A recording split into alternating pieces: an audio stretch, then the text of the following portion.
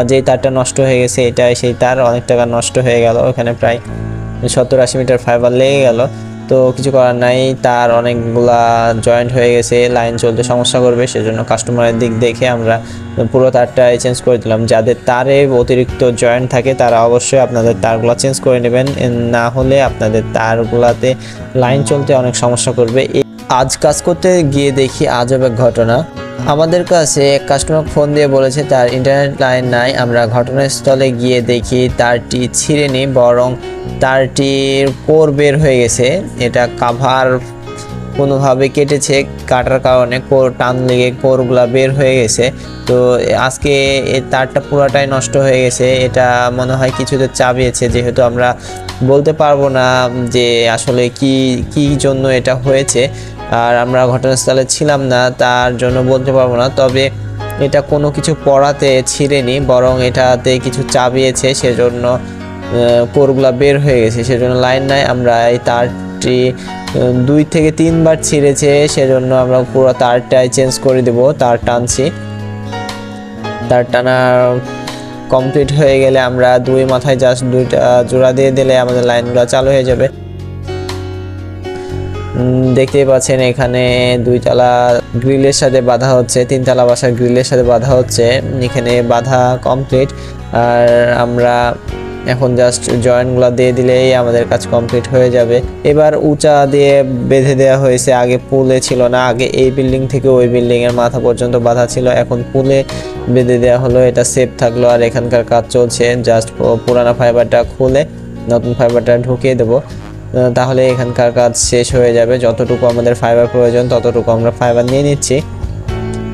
পরবর্তীতে যদি ফাইবার ছিঁড়ে যায় তাহলে এখান থেকে লুজ দিয়ে বা এখান থেকে ঢিল দিয়ে আমরা জয়েন্ট দিয়ে দিতে পারবো, সেজন্য এখানে যথেষ্ট পরিমাণ ফাইবার রাখা হলো।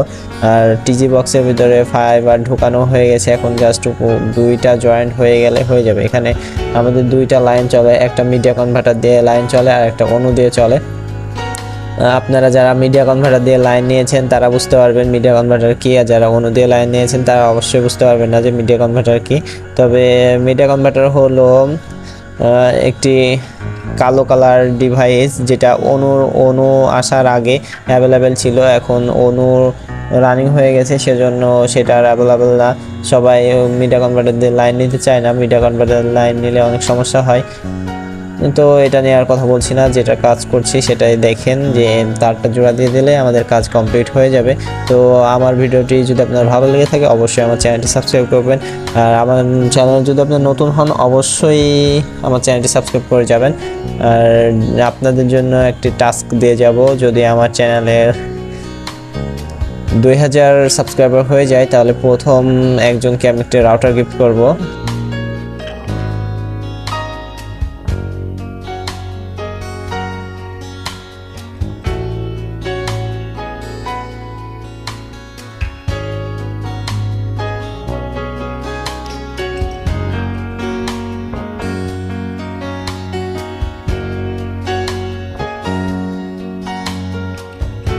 এখন তারের অন্য প্রান্তের জয়েন্টটা চলছে, এখানেও একটু সমস্যার কারণে মেশিনটা ধরে রাখতে হয়েছে, জায়গা স্বল্পতার কারণে ফাইবারটার ঢিল দেওয়া নিচে নামিয়ে কাজ করলাম না, জাস্ট উপরে এই মেশিনটা রেখে কাজ করে দিলাম। আগে ছিল এই বিল্ডিং থেকে ওই বিল্ডিংয়ে বাঁধা, এখন পুল দিয়ে যেই তারটা নষ্ট হয়ে গেছে এটা সেই তার অনেক টাকা নষ্ট হয়ে গেল। এখানে প্রায় 70-80 মিটার ফাইবার লেগে গেল।